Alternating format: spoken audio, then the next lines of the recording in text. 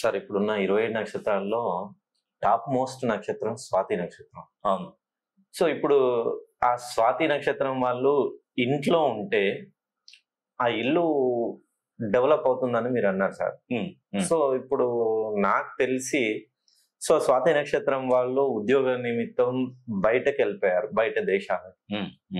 So వాళ్ళ కుటుంబం ఎక్కడ వేసిన గొంగడ అక్కడే ఉంది సార్. వాళ్ళు ఒక 10 సంవత్సరాలుగా వాళ్ళ నాన్న కష్టపడుతూ అబ్రాడ్ లో ఉన్నారు. సో వాళ్ళ జీతము వాళ్ళ జీవితము రెండూ ఎదగట్లేదు. మీరేమో స్వాతి నక్షత్రం వాళ్ళు 100 కోట్లు సంపాదిస్తున్నారు. ఈ 15 సంవత్సరాలు అక్కడ వాళ్ళు ఉన్నా కూడా డెవలప్ కాంది.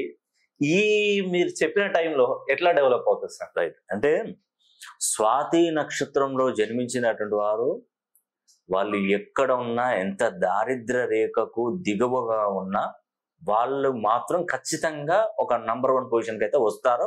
అది ఖచ్చితంగా జరుగుతుంది. అది జరగదు అనేది లేదు అసలే. ఓకే. ఎందుకంటే నేను చూశాను కదా, స్వాతి నక్షత్రంలో పుట్టినటువంటి వారికి మైనస్ అంటే ఉదాహరణకి ఇప్పుడు మీరు అన్నారు వాళ్ళ హస్బెండ్ ఆయన వేరే కంట్రీలో ఉన్నాడు, వాళ్ళ అబ్రాడ్ లో 10-15 సంవత్సరాలు ఉన్నాడు, ఆ డెవలప్మెంట్ లేదంటున్నారు.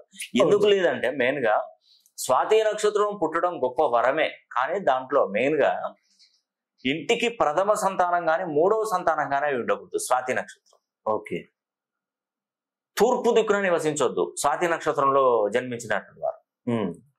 వాళ్ళు చేసుకున్నటువంటి వాళ్ళు మొదటి సంతానం గాని మూడో సంతానంలో జన్మించకూడదు. వాళ్ళు చేసుకున్నటువంటి భార్య గాని లేదంటే భర్త గాని, ఇప్పుడు అమ్మాయి అనుకోండి, వాళ్ళ భర్త మొదటి సంతానం గాని తృతీయం అయి ఉండకూడదు. అదే మగ అబ్బాయి స్వాతి నక్షత్రం అనుకోండి, వాళ్ళ భార్య 1వ నంబర్ గాని 3వ నంబర్ గానీ ఉండకూడదు. వాళ్ళకు జన్మించిన పిల్లలు కూడా 1 గాని 3 గానీ ఉండకూడదండి. దాని వల్లనే ఎఫెక్ట్ బాగా పడుతుంది. ఓకే. అంటే అంటే ఒకవేళ 3 ఉన్నారనుకోండి, వాళ్ళు ఏం చేస్తారు, ఒక పిల్లల్ని దత్తతకి ఇస్తారా? అట్లా కాదు, దానికి సంబంధించినటువంటి చిన్న చిన్న పరిహారాలు చెప్తారు. ఓకే. భగవంతుడు ఇచ్చాడు, మనం ఏం చేస్తామండి, పిల్లల్ని 3 పిల్లలు భగవంతుడు ఇచ్చాడు, అదే మనకు ప్రసాదంగా తీసుకోవాల్సిందే. కానీ ఆ సమస్య ఉన్నప్పుడు ఏంటంటే దాన్ని మనం ఒక రాస్తారోకు జరుగుతుంది, ఒక వే మొత్తం మూసేశారు, అలా అని చెప్పేసి నువ్వు పోకుంటావా? ఆల్టర్నేట్ గా ఇంకొక వే చూసుకుంటావు అంతే. దీనిలో మొదటి సంతానం కావద్దు, 3వ సంతానం కావద్దు, ఎస్ అనే అక్షరం, ఎల్ అనే అక్షరం, జి అనే అక్షరం, సి అనే అక్షరం, ఏ అనే అక్షరంతో పేరు మొదలు కావద్దు అని నేను చెప్తాను. చెప్పినంత మాత్రాన భయపడడం అవసరం లేదు. దానికి వే ఆల్టర్నేటివ్ ఇంకా వే దొరకబట్టుకుని వెళ్ళాలి అంతే. దీనికి మించింది ఏం లేదండి.